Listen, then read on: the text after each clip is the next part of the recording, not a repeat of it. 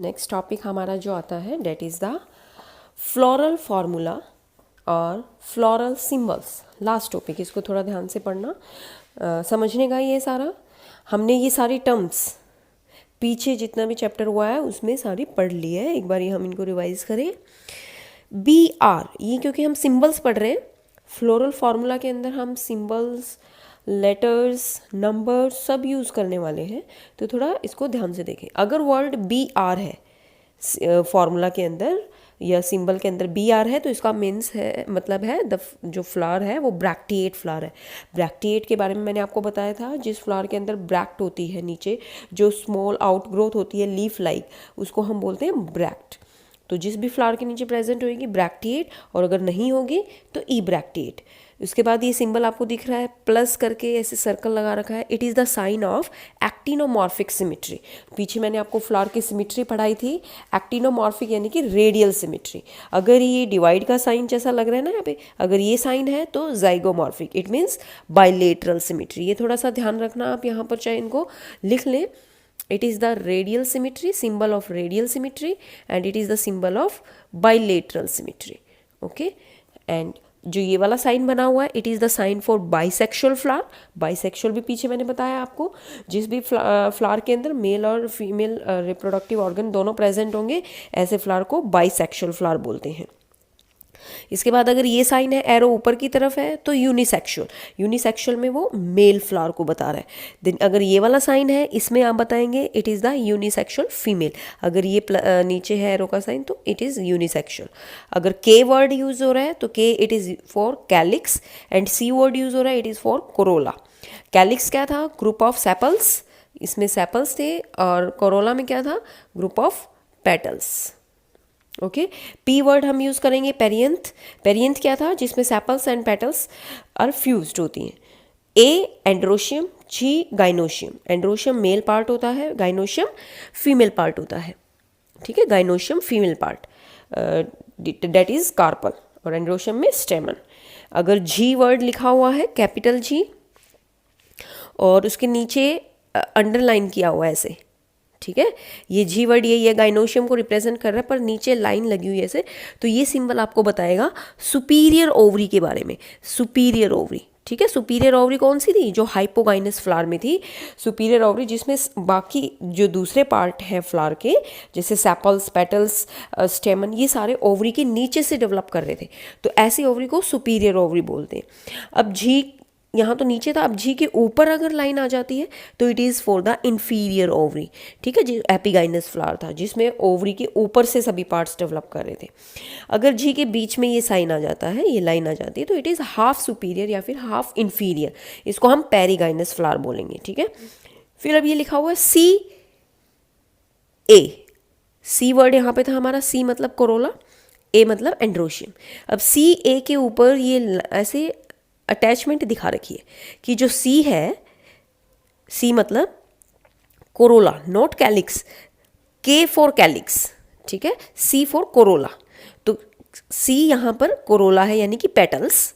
Petals androecium के साथ attach होती है। इसके लिए भी हमने पीछे टर्म पढ़ी थी, याद करो आप, एपीपेटलस, जिसमें जितने भी पेटल्स होती हैं या एंड्रोशियम जितने भी होते हैं वो सारे पेटल्स के साथ अटैच होते हैं। ऐसे फ्लावर को हम बोलते हैं एपीपेटलस, ठीक है।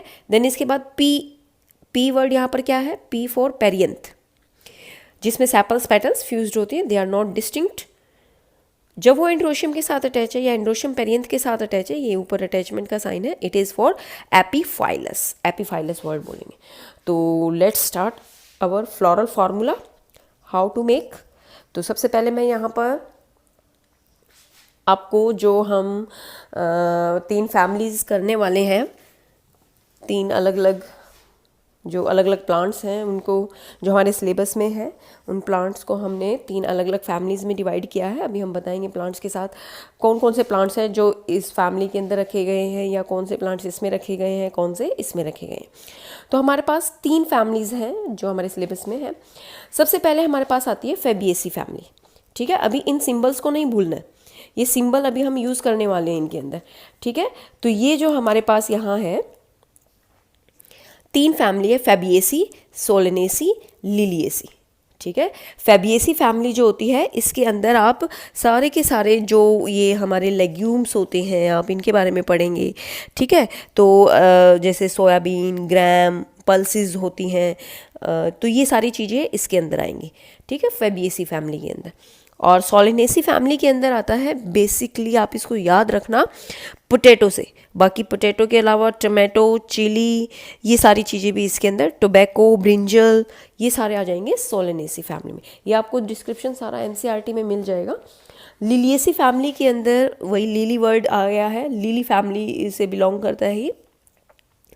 तो इसके अंदर सारे के सारे जैसे ये फ्लावर्स, जो लिली फ्लावर्स है बेसिकली, वो इसके अंदर आ जाएगा, या ट्यूलिप आप बोल सकते हैं, या एलोवेरा जिसके बारे में आपने सुना है। तो ये सारी चीज़ें आ जाएंगी लिलिएसी के अंदर। तो अब हम इनका फ्लोरल फार्मूला बनाना शुरू करते हैं।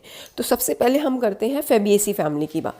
तो फ्लोरल फार्मूला के लिए आप एक चीज़ याद रखना, सबसे पहले ये नंबर 1 पे हमने रखा है इसको, नंबर 2 पे रखा है, नंबर 3 पे इसको रखा है, ठीक है। तो सबसे पहले हम यहाँ पर जो राइट करने वाले हैं, सबसे लास्ट में हम लिखते हैं गाइनोशियम। गाइनोशियम, जी वर्ड लिखा है, जी फॉर गाइनोशियम। हमने पीछे पढ़ा था जी मीन्स गाइनोशियम। तो गाइनोशियम जितनी भी इसके अंदर का मतलब कार्पल है, या कार्पल के अंदर जो ओवरी होती है, तीनों फैमिलीज़ के फ्लावर के अंदर जो कार्पल है, कार्पल की ओवरी है, वो क्या होती है, सुपीरियर होती है, ठीक है। क्या होती है, सुपीरियर होती है। तो ये फर्स्ट फैमिली है, तो इसके अंदर एक कार्पल है, इसके अंदर 2 है, और इसके अंदर 3 है। और ये जितनी भी है सारी की सारी, अब हम अगर ये कार्पल फ्री होती तो हम इसको सिंपल लिखते 1 2 3। अब ये सारी क्या होती है, फ्यूज्ड। फ्यूज्ड के लिए याद रखना कौन सा टर्म हम यूज़ करते थे, सिनकार्पस और एपोकार्पस। सिनकार्पस। तो जितनी भी यहाँ पर आपको गाइनोशियम दिखेंगी, तीनों फैमिली के अंदर जितनी भी कार्पल्स दिखेंगी, दे आर सिनकार्पस, यानी कि फ्यूज्ड। तो फ्यूज्ड कर दिया। यहाँ पर मैंने चाहे 1 के ब्रैकेट लगाओ या ना लगाओ एक ही बात है। तो यहाँ पर हमारे पास गाइनोशियम हमने सबसे पहले लेबल किया है। तो 1 2 3 फर्स्ट फैमिली के अंदर एक ही कार्पल, 2 फैमिली के अंदर 2 कार्पल, और थर्ड फैमिली के अंदर 3 कार्पल, ठीक है। तो आप इसको थोड़ा अरेंज भी इस तरह से करना। एफ से फर्स्ट नंबर पे हमने फैबिएसी रखा है, एस से सेकंड नंबर पे सोलेनेसी रखा है, एल से लास्ट में हमने लिलिएसी रखा है, ठीक है। इसको थोड़ा सा याद करना आसान रहेगा। देन इसके बाद आपने एक बोर्ड मास रूल पढ़ा होगा मैथ्स के अंदर। तो क्या होता है वो, डिवाइड प्लस प्लस, इस तरह से, ठीक है। सबसे पहले हम डिवाइड करते हैं। अब मल्टीप्लाई का साइन हमारे पास है नहीं, तो हम इसके लिए हम ये वाला साइन जो पीछे मैंने बताया था, this sign for the zygomorphic symmetry that is bilateral, and this is for the actinomorphic symmetry that is radial, okay. तो ये आपको एक बारी याद करना है कि ये तीनों फैमिलीज के जो फ्लावर होते हैं उनकी सिमेट्री कैसी होती है, बाइलेटरल फैबिएसी की, और बाकी इन दोनों की रेडियल, ठीक है। देन इसके बाद तीनों ही फैमिली के जो फ्लावर होते हैं, तीनों ही फैमिली के फ्लावर जो होते हैं वो बाइसेक्सुअल होते हैं।